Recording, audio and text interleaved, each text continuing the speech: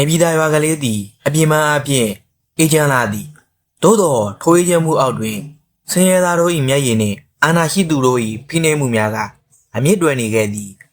မောင်အောင်သည်တကူတဲသာသောပစိုးစုပ်ကလေးကိုခရောင်ကြိုက်လျက်တောသက်သို့ထွက်သွားခဲ့သည်သူ၏ပခုံးပေါ်တွင်ဝါတောင်တစ်လုံးပါလာသည်ထိုတောင်ထဲတွင်သူ၏မိသားစုတစ်နှစ်တာအသက်ရှင်ရေးအတွက်မျှော်လင့်ချက်ဖြစ်သောတပြေသီးများရှိနေသည်နေအောင်ကြီးကတစ်ပင်ကိုင်းကံများကြားမှထိုးပေါက်ကျဆင်းနေပြီးတောအုပ်ကြီးမှာတိတ်ဆိတ်လျက်ရှိသည်ဒီနေ့တော့တပြေသီးတွေအများကြီးရမှဖြစ်မယ်အမေကစေးဖို့လိုနေပြီမောင်အောင်ဒီမိမိကိုယ်ကိုရေယူရင်းအပင်မြင်ကြီးပေါ်သို့ကျွမ်းကျင်စွာတက်ခဲ့သည်တပြေသီးမယ်လေးများခင်းရောင်ရင်းရင်ဖြင့်အည်ရွှမ်းနေကြသည်သူသည်စိတ်ရှိလက်ရှိဖြင့်တလုံးချင်းခုဆွတ်လိုက်ပါတယ်သူရဲ့စိတ်ထဲတွင်ရွာထဲသို့ရောက်လျင်ဝဲသူများကစိတ်ချမ်းသာစွာဝယ်ယူကြလိမ့်မယ်လို့တွေးတောရင်ပင်ပန်းမှုကိုမေးပြောင်းနေခဲ့တယ်ရွာထဲသို့ရောက်တဲ့အခါမောင်အောင်ရဲ့အတန်ကဟိမ့်ထွက်သွားတယ်တပြေသီးချိုချိုလေးတွေရမယ်ပြုတ်စိတ်ဘက်ဝင်တပြေသီးတွေလက်လက်ဆက်ဆက်ရမယ်သို့တော်ကံကြမ္မာကသူ့ရဲ့စေတနာကိုမျက်နှာမပေးခဲ့ပါလမ်းဘေးကအင်ကြီးတဲ့အိမ်ရဲ့ဝရဏမှာထိုင်းနေတဲ့လူတစုထဲမှာအမျိုးသမီးတဦးကတောင်ပြောင်တန်ဖြင့်អော်လိုက်တယ်ဟေးတပြေသီးတဲ့တထောင်လုံးဘလောက်လဲမောင်အောင်ကဝမ်းသာအားရဖြင့်ဇင်းလုံးကိုပြောပြလိုက်တဲ့အခါထိုမိန်းမကနှာခေါင်းရှုံလိုက်တယ်အမလေးနင်းတပြေသီးတွေကရွှေစီထားလို့လားဒီလောက်သေးကြီးရအောင်ကစင်းရဲသားကစင်းရဲသားလို့နေသမ်းမှာငါတို့စီကငွေကိုဓမြတိုက်ဖို့ကြံစည်နေတာလားမောင်အောင်ရဲ့မျက်နှာမှာငိုင်းဆိုင်ကျသွားတယ်သူရောင်းချသောဈေးနှုန်းမှာပုံမှန်ထပ်ပင်လျော်နေနေသေးတယ်သို့တော်လူချမ်းသာတို့ရဲ့အမြင်မှာတော့စင်းရဲသားတယောက်ရဲ့လောက်အားမှာတန်ဖိုးမရှိတရားသူဟာဘာမှပြန်မပြောပဲတောင်းကိုပြန်ထမ်းကထွက်ခွာလာခဲ့တယ်ညနေတော့မှမောင်အောင်ရဲ့တပြေသီးအနှဲငယ်သာရောင်းရသေးတယ်ထိုစဉ်လမ်းမထက်မှာလူမိုက်များခြံရံပြီးခက်ကြွကြွလမ်းလျှောက်လာသူတအုပ်ရှိတယ်ထိုသူကတော့ရွာလူကြီးဥပကျော်ပင်ဖြစ်တယ်ဥပကျော်ဟာရွာရဲ့တရားသူကြီးအုပ်ချုပ်သူနဲ့အတိုးချသားသူဖြစ်တယ်သူ့ရဲ့မျက်လုံးများမှာလောဘနဲ့မမာနတို့ကအမြဲတမ်းတွဲခုနေတတ်တယ်မောင်နင်းတပြေသီးတွေပုတ်ကုန်တော့မယ်မဟုတ်လားဥပကျော်ကခနဲ့တဲတဲ့အတန်ဖြင့်မေးလိုက်တယ်ဟုတ်ပါတယ်ခင်ဗျအမေအတွက်စေးဖိုးလေးရအောင်ကူညီဝယ်ယူပေးပါဦးမောင်အောင်ကလက်အုပ်ချီကတောင်းပန်လိုက်တယ်ဥပကျော်ကတပြေသီးတောင်းကိုခြေထောက်ပြကပ်ပွားပွားကန်လိုက်ပြီး900တန်းတာကို90ပဲပေးမယ်ရောင်းရင်ရောင်းမရောင်းရင်အခုဒီရွာကနေထွက်သွားမောင်အောင်ရဲ့ရင်ထဲမှာဘီးသားနဲ့ထိုးတက်ကဲ့သို့ခံစားလိုက်ရတယ်ဤတပြေသီးများဟာသူ့အသက်နဲ့လဲ၍တစ်ပင်မြင့်ပေါ်မှာခူးခဲ့ရခြင်းဖြစ်တယ်သို့တော်အိမ်တွင်စောင့်နေမြင့်မိခင်ကြီးရဲ့မျက်နှာကိုမြင်အောင်ကမျက်ရည်ကိုအန်ကျဲရင်ခေါင်းငိမ့်လိုက်ရတယ်ရပါတယ်ယူပါတော့ဥပကျော်ဥပကျော်ဟာငွေသားအနှဲငယ်ကိုမြေကြီးပေါ်သို့ပြစ်ချပေးခဲ့ပြီးတပြေသီးတောင်းကိုအတင်းအဓမ္မယူဆောင်သွားလေတော့တယ်မောင်အောင်ဟာမြေကြီးပေါ်မှာငွေသားလေးများကိုတုံတုံရင်ရင်ဖြင့်ကောက်ယူရင်းကြံရစ်ခဲ့ပါတယ်မောင်အောင်အိမ်ပြန်ရောက်သောအခါဇနီးဖြစ်သူမလာလာကငိုယိုကစီးကြိုလိုက်ပါတယ်ကိုအောင်အမေအခြေအနေမကောင်းဘူးအဖျားကတအားတက်နေတာအခုဆေးဆရာကြီးကိုတွားခေါ်ပေးပါဦးမောင်အောင်ဟာဥပကျော်ဒီမှာရလာတော့ငွေသားလေးများကိုကြည့်ကတက်ပြင်းချမိတယ်အင်းငွေလေးဖြင့်ဆေးဖို့လောက်ပါမလားသို့တော့သူမဆိုင်မတော့ပဲဆေးဆရာကြီးဒီကိုပြေးထွက်ခဲ့တယ်ညာဥယံတိတ်ဆိတ်နေသောအချိန်မောင်အောင်ဟာစိတ်ပြက်အားငယ်စွာဖြင့်ရွာအပြင်ကညောင်မင်းကြီးအောက်မှာခဏနားနေမိတယ်သူ့ရဲ့လက်ထဲမှာရောင်းမကုန်ပဲကျန်းနေတဲ့ဒါမှမဟုတ်ဥပကျော်မယူဘဲထားခဲ့တဲ့ပုတ်ဆပြုတ်နေတဲ့တပြေသီးအနှဲငယ်သာပါတော့တယ်ငါဘဝကဘာလို့ဒီလောက်ခါးသီးရတာလဲထိုစဉ်အမောင်ထဲမှာဖြူဖွေးသောအလင်းရောင်တစ်ခုနဲ့အတူတောင်မွေးတစ်ချောင်းထောက်လျက်ကြွလာတဲ့ရဲသေးကြီးတစ်ပါးကိုမြင်လိုက်ရပါတယ်ရဲသေးကြီးရဲ့မျက်နှာမှာအလွန်အေးချမ်းလာတယ်တပည့်တော်မောင်အောင်မရှင်ဖျားရဲသေးကြီးကမောင်အောင်ကိုစိုက်ကြည့်ပြီးငါတပည့်ငါ့မှာစွန်ဖုံမပေးရတာကြာပြီ မင်းစီမှာလှူစရာတစ်ခုခုရှိသလားမောင်အောင်ဟာမိမိရဲ့ဆာလောင်မှုကိုမေးလျော့ကတောင်းထဲမှာတပြေသီးများကိုကြည့်လိုက်တယ်ပုတ်နေပြီဖြစ်တော့လေသူကစေတနာအဖြစ်ဖြစ်အကောင်ဆုံးများကိုရွေးကလှူဒန်းလိုက်တယ်အရှင်ဖေဟာဒါတွေကပုတ်ခံနီးနေပါပြီဖေဟာဒါပေမဲ့တပည့်တော်မှရှိတာဒါအကုန်ပါပဲကြည်ပြူစွာဖုံးပေးပါဖေဟာရသေးကြီးကပြုံးလိုက်တယ်ထိုအပြုံးကမောင်အောင်ရဲ့ပူလောင်မှုအေးမြသွားသေးတယ်မင်းရဲ့စေတနာကမင်းကိုကယ်လိုက်မယ်မောင်အောင်မနှက်ဖန်မိုးလင်းရင်မင်းဘဝအသစ်စားတော့မှာရသေးကြီးဟာသူ့ရဲ့ဝတ်ရုံထဲမှာထူးဆန်းတဲ့တရဝါလေးတစ်ကောင်ကိုထုတ်ပေးလိုက်တယ်၎င်းမှာကိုလုံးတစ်ခုလုံးရွှေရောင်တောက်ပြီးစကားပြောတတ်ပုံရတော့ရွှေကြေးမင်းလေးပင်ဖြစ်နေတယ်ဒါကိုမွေးထားပါဒါပေမဲ့တတိထားမတရားတဲ့သူတွေလက်ထက်ရောက်သွားရင်ဒီငှက်ကဘေးဒုက္ခဖြစ်စေလိမ့်မယ်သူ့လျှို့ဝှက်ချက်ကိုဘယ်သူမှမပြောပါနဲ့မောင်အောင်ဟာရွှေကြေးမင်းလေးကို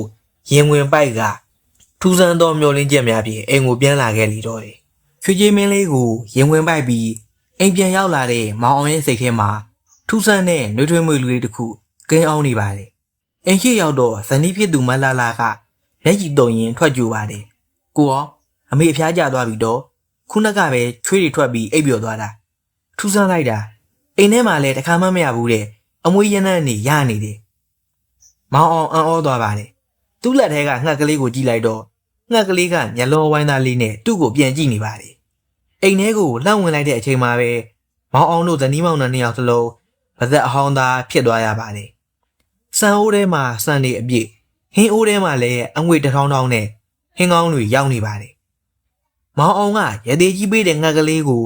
အိမ်ဦးကန်းကနန်းရမှာဂယုတဆိုင်နေရာချထားပေးလိုက်ပါတယ်နောက်တနေ့မိုးလင်းတဲ့အခါမောင်အောင်ဟာထုံးစံအတိုင်းတပြေသီးခုဖို့ပြင်ဆင်ပါတယ်ဒါပေမဲ့ထူးဆန်းတာကသူ့မနေ့ကရောင်းမကုန်လို့ပုတ်တော့မဲ့တပြေသီးတွေဟာအခုတော့ရွှေရောင်ဝင်းနေတဲ့အသီးကောင်းတွေပြန်ဖြစ်နေတာပါပဲကိုအောင်ကြည့်ပါဦးအသီးတွေကအရသာလဲထူးခြားတယ်အနံ့ကလည်းတရွာလုံးမှုေးနေတာပဲမလှလှကအံ့ဩတကြီးပြောပါတယ်မောင်အောင်ရွာထဲကိုတပြေသီးထွက်ရောက်တဲ့အခါတရွာလုံးကဝိုင်းအောင်ပြီးဝယ်ကြပါတယ်မောင်အောင်ရဲ့တပြေသီးတွေကစားလိုက်ရင်ယောဂပြောက်တယ်စိတ်ချမ်းသာတယ်ဆိုတဲ့သတင်းကတခဏချင်းပြန့်သွားပါတော့တယ်မောင်အောင်ဟာရအနှဲငယ်အတွင်းမှာပဲငွေကြေးတွေအမြောင်အများရလာပြီးမိခင်ကြီးကိုလည်းကောင်းကောင်းကုသနိုင်ခဲ့ပါတယ်သူဟာချမ်းသာလာပေမဲ့ဝကောင်းစားလာတွေမဝယ်ဖဲရွာကစင်းရဲသားတွေကိုပြန်လဲကူညီပါတယ်ဒါပေမဲ့ရသေးကြီးမာရထားတဲ့ငှက်ကလေးရဲ့လျှို့ဝှက်ချက်ကိုတော့ဇနီးတဲ့ကိုတော့မပြောပြပဲရင်ထဲမှာမြဲမြဲစုပ်ကင်ထားခဲ့ပါတယ်ဒီတရင်ကိုရွာလူကြီးဥပကျော်သိသွားလို့တိတ်မကြလိုက်ပါဘူးမိမိစီမှာ90နဲ့အနေခံပြီးရောင်းခဲ့ရတဲ့တပြေသီးတဲ့မောင်အောင်ဟာအခုတော့တရွာလုံးရဲ့အာကိုရာဖြစ်နေတာကိုဥပကျော်မခံမရနိုင်ဖြစ်လာပါတယ်ဟဲ့ကောင်တွေအဲ့ဒီမောင်အောင်ဆိုတဲ့ကောင်ဘယ်လိုလုပ်ချမ်းသာသွားတာလဲသူ့အိမ်ကိုသွားချောင်းစမ်းတခုခုတော့လွှဲနေပြီဥပကျော်ဟာသူ့ရဲ့တပည့်ကျော်ငနီးနဲ့ငပုကိုမောင်အောင်ရဲ့အိမ်မှာကင်းဆောင်ခိုင်းထားပါတယ်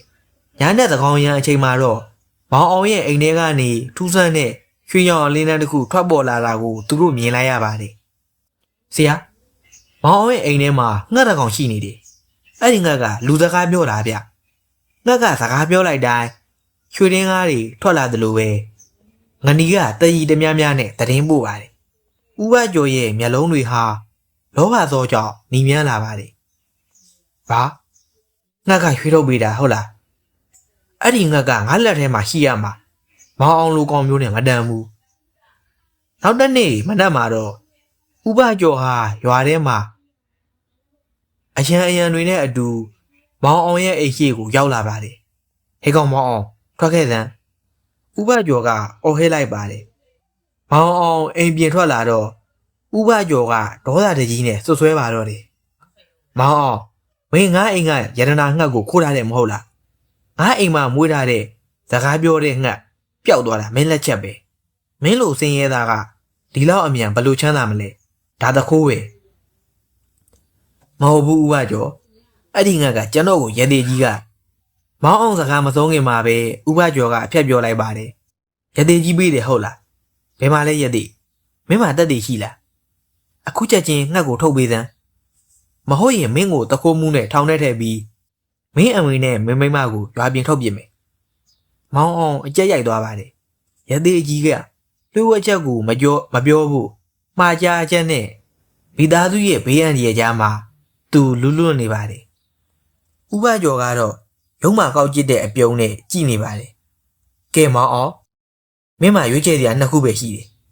ငှက်ကိုပေးမလားထောင်ထဲသွားမလား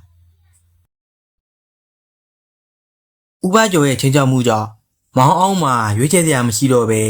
ရွှေကြေးမင်းလေးကိုထုတ်ပေးလိုက်ရပါတယ်ဥပကျော်ဟာငှက်ကလေးကိုလောင်အိမ်လှလှလေးထဲထည့်ပြီးအောင်နိုင်သူတဦးလိုရင်မောရင်ထွက်သွားပါတယ်ဥပကျော်ရဲ့အိမ်ကြီးဟာမီးရောင်စုံတွေနဲ့လင်းထိန်နေပါတယ်သူဟာရွာကလူကုန်ထမ်းတွေကိုဖိတ်ကြပြီးသူ့ရဲ့ရတနာအသစ်ကိုပြသဖို့ပြင်ဆင်ပါတယ်ဒီမှာကြည်စမ်းဒီငှက်ကငါ့အတွက်ရွှေတွေငွေတွေထုတ်ပေးတော့မှာမောင်အောင်လိုလူမွဲလက်ထဲမှာတော့ချမ်းသာအောင်လုပ်ပေးနိုင်ရင်ငါလက်ထဲမှာဆိုရင်တနိုင်ငံလုံးမှာအချမ်းသာဆုံးဖြစ်သွားမယ်ဥပကျော်ကဝိုင်ခွက်ကိုမြောက်ရင်းကြွားလိုက်ပါတယ်သူဟာငှက်ကလေးရှိမှရက်ပြီးအမိန်ပေးပါတော့တယ်ဟေးငှက်အခုချက်ချင်းရွှေတင်းကားတွေထုတ်စမ်းငါ့ကိုစိတ်နဲ့ရွှေတွေပေးစမ်းဒါပေမဲ့ရွှေကြီးမင်းလေးဟာညလုံးလေးမှိတ်ပြီးငြိမ်သက်နေပါတယ်ဘာသာကားတစ်လုံးမှမပြောသလိုဘာတကုံးမှလည်းမပြပါဘူးဥပကျော်ကစိတ်ကိုမရှိတော့ပဲလောင်အိမ်ကိုရိုက်ခတ်ပြီးထမှန်အော်ဟစ်ပါတယ်နင်းစကားပြောစမ်းမောင်းအောင်အိမ်မှာတော့ကတော့ရွှေတွေပေးပြီးငါလက်ထဲကျမှဘာလို့စွန့်အားနေရလဲပြောစမ်းငါ့ကိုရွှေပေးစမ်းငှက်ကလေးကမျက်လုံးကိုဖြည်းဖြည်းချင်းဖွင့်ကြည့်လိုက်ပါတယ်ဒါပေမဲ့သူ့ရဲ့မျက်လုံးထဲမှာမောင်းအောင်ကိုကြည်တုံးကလို့ကျင်နာမှုတွေမရှိတော့ပဲဆူရှားတဲ့အလင်းနှန်းတွေထွက်ပေါ်လာပါတယ်ပြီးတော့ငှက်ကလေးကစကားတကုန်းကိုပဲထက်ခါတလဲလဲပြောပါတယ်စေတနာမရှိရွှေမရှိလောဘကြီးကဘေးထိဥပကျော်ဟာဒေါသအလိမ့်လိမ့်တက်လာပါတယ်ဘာငါ့ကိုဆုံးမတယ်ပေါ့လေနင်းကငါကောင်းကောင်းကြိုးမွေးထားတာပဲကဲမပြောရင်လည်းနင်းကိုတက်ပြစ်ပြီးစပြစ်မယ်ချင်းချောက်ပြီးလောင်အိမ်ထဲကိုလက်နိုင်လိုက်ပါတယ်ထိုးစင်မှာပဲထူးဆန်းတဲ့ဖြစ်ပျက်တစ်ခုဖြစ်ပွားပါတယ်ဥပကျော်ငှက်ကိုဖမ်းမွေကြိုးစားတဲ့အခါငှက်ကလေးရဲ့ကိုယ်ပေါ်ကအမွှေးတွေဟာချွန်ထက်တဲ့အက်တွေအဖြစ်ပြောင်းလဲသွားပြီးဥပကျော်ရဲ့လက်ကိုစူးချသွားသေးပါတယ်အာငါလက်တွေပေါက်ကုန်ပြီဥပကျော်အဟစ်လိုက်တဲ့အချိန်မှာပဲအင်ကြီးတစ်ခုလုံးတုန်ခါသွားပြီးမီးတွေမှောင်ကျသွားပါတယ်ဧည့်သည်တွေလည်းကြောက်လန့်တကြားထွက်ပြေးကြပါတယ်တစ်ဖက်မှာတော့မောင်အောင်ဟာအိမ်မှာဖျားရှိခိုးရင်းငှက်ကလေးအတွက်ဆူတောင်းပေးနေပါတယ်သူဟာငှက်ကလေးကိုဆုံးရှုံးလိုက်ရပြီမဲ့ရသေးကြီးရဲ့စကားကိုယုံကြည်နေပါတယ်ရွှေကြီးမင်းလေးမင်းဘေးကင်းပါသည်ငါရဲ့ရိုးသားမှုနဲ့စေတနာကမင်းကိုကာကွယ်ပေးပါသည်မလှလှကလည်းစိတ်မကောင်းစွာနဲ့မေးပါသည်ကိုအောင်ကျမတို့အခုပြန်ဆင်းရဲသွားပြီလားယင်မောင်အောင်ကပြုံးပြီးပြန်ပြောပါတယ်ဆင်းရဲတာကပြဿနာမဟုတ်ဘူးမလှလှငါတို့စိတ်ဓာတ်တွေကမငြင်နွမ်းမှုပဲအရေးကြီးတယ်ရိုးသားရင်ဘယ်တော့မှမငတ်ပါဘူးထိုအချိန်မှာပဲအိမ်အပြင်ဘက်ကနေရွှေရောင်အလင်းတန်းတစ်ခုပြန်တန်းဝင်ရောက်လာပါတယ်ကြည့်လိုက်တော့လောင်အိမ်ထဲကနေလွတ်မြောက်လာတဲ့ရွှေကြီးမင်းလေးဖြစ်နေပါတယ်ကိုအောင်ငှက်ကလေးပြန်လာပြီငှက်ကလေးပြန်လာပြီမလှလှကဝမ်းသာအားရအော်ဟစ်လိုက်ပါတယ်ဒါပေမဲ့ငှက်ကလေးရဲ့နောက်မှာတော့ဒေါသတကြီးနဲ့လိုက်လာတဲ့ဥပကျော်နဲ့သူ့တပည့်တွေရှိနေပါတယ်ဥပကျော်ရဲ့လက်ထဲမှာပတ်တီးတွေနဲ့ဖြစ်နေပြီးမျက်နှာမှာလည်းအမုန်းတရားတွေဖုံးလွှမ်းနေပါတယ်မောင်အောင်နင်းငှက်ကငါ့ကိုဒုက္ခပေးတယ်အခုအဲ့ဒီငှက်ကိုငါမင်းရှိမှတင်အသက်ပြမယ်ဥပကျော်ဟာဒေါသကြောင့်မျက်နှာတစ်ခုလုံးနီမြန်းနေပြီးလက်ထဲမှာလည်းဒုတ်တချောင်းကိုကြစ်ကြစ်ပေါအောင်စုပ်ကင်ထားတယ်သူ့ရဲ့နောက်တွင်လည်းဒေါ်ရာအသီးသီးကင်ဆောင်ထားတဲ့လူမိုက်9ယောက်ခန့်ကမောင်အောင်ရဲ့အင်္ဂလိပ်ကိုဝိုင်းရံထားကြတယ်မောင်အောင်နင်းငှက်ကငါ့ကိုဒုက္ခပေးုံနေမှာကဘူးငါအိမ်ကရွှေတွေကိုလည်းပျောက်ကွယ်သွားအောင်လုပ်သွားတယ်ဥပကျော်ကအော်ဟစ်လိုက်တယ်ဒီငှက်ကဆုံးငှက်ပဲဖြစ်ရမယ်အခုချက်ချင်းငှက်ကိုတက်ပြစ်ကြသမ်းမောင်အောင်ဟာကြောက်ရွံ့ခြင်းမရှိဘဲရွှေကြီးမင်းလေးကိုပကုံးမော်တင်ကအိမ်ရှိသူထွက်လာခဲ့တယ်ဇနီးဖြစ်သူမလှလှမှမူအိမ်ထဲမှာတုံရင်းနေသောမိခင်ကြီးကိုဖတ်ထားရင်း ဖျားသားများကိုအချင်းချင်းရွတ်ဖတ်နေကြတယ်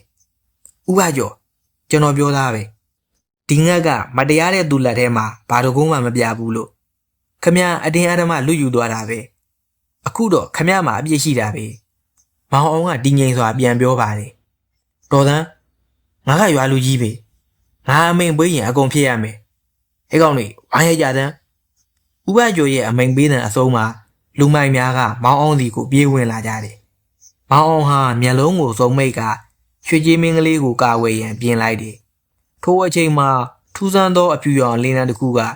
ကောင်းကင်ယံမှဖြာကျလာပြီးလူမိုက်များအားလုံးလွင့်စင်ထွက်သွားကြတယ်ရုတ်တရက်အိမ်ရှိမှတောင်မွေးကိုထောက်လျက်အေးချမ်းလာသောရသေးကြီးပေါ်လာပါတယ်ရသေးကြီးရဲ့ကိုယုံကိုဝါကြောင့်ညမောင်မောင်သည်နေကင်းဘက်ကဲ့သို့လင်းထိန်သွားတယ်ရကြသံလောဘစောတက်နေတဲ့လူမိုက်ဒီရသေးကြီးရဲ့အတန်ကဟိန်သွားတယ်ဥပကျော်ဟာရသေးကြီးကိုမြင်တော့လေမန်မာနာကြောင့်ဒူးမထောက်ပဲရင်ပြန်တွေ့တယ်။အိုးရသေးကြီးခမည်းပေးထားတဲ့ဒီငက်ကကျွန်တော်ကိုဒုက္ခပေးတယ်။ဒါကြောင့်ဒီငက်ကိုကျွန်တော်ဖျက်ဆီးပြရမယ်။ရသေးကြီးကတပြင်းတစ်ချက်ချကဥပကျော်မင်းမှာအာနာရှိတယ်။ငွေရှိတယ်။ဒါပေမဲ့မင်းမှာစေတနာနဲ့ကိုချင်းစာတရားမရှိဘူး။ဒီရွှေကြီးဟာစိတ်ထားပြုနေတဲ့သူအတွက်တော့ဆုလက်ပဲ။ဒါပေမဲ့မင်းလိုလောဘသားတွေအတွက်သူဟာပြစ်ဒဏ်ပဲရသေးကြီးကရွှေကြီးမင်းကလေးကိုလက်ရက်ခေါ်လိုက်သောအခါငှက်ကလေးကရသေးကြီးရဲ့တောင်မွေးထိပ်တွင်နားလိုက်တယ်ထို့နောက်ရွှေကြီးမင်းကလူစကားဖြင့်ကြည်လင်စွာပြောလိုက်တယ်မတရားသူ၏စီးစိမ်သဲပုံတရံစေတနာရှင်၏ဘဝရွှေဘုံပမာထိုစကားအဆုံးမှာဥပကျော်ရဲ့ကိုယ်ပေါ်မှာဝတ်ဆင်ထားတဲ့ပိုးပစိုးနှင့်ရွှေလက်စွပ်များမှာရုတ်တရက်ဖုံဖုံများအဖြစ်ပြောင်းလဲသွားတယ်။သူ့ရဲ့လက်ထဲမှာဒုက္ခလည်းမွေးတကောင်အဖြစ်ပြောင်းလဲကသူ့ကိုပြန်လဲရန်မှုလေတော့တယ်။အာကဲကြပါဦး။ရသေးကြီးကျွန်တော်ကိုကဲပါဦး။ဥပကျော်ဟာကြောက်လန့်တရားအဖြစ်မြေကြီးပေါ်မှာလူလိမ့်ကတောင်းပန်มาတော့တယ်။ရသေးကြီးကမောင်အောင်ကိုကြီးကပြုံးလိုက်တယ်။မောင်အောင်မင်းရဲ့ရိုးသားမှုကအောင်နိုင်သွားပြီ။ဒါပေမဲ့မင်းရဲ့နောက်ဆုံးစမ်းသပ်ချက်ကတခုကြံနေတယ်ဒီဥပကျော်ကိုမင်းဘာလို့စေခြင်းတလဲမင်းကိုနှိပ်စက်ခဲ့တဲ့အတွက်သူ့ကိုအပြစ်ပေးမလားဒါမှမဟုတ်ခွင့်လွတ်မလား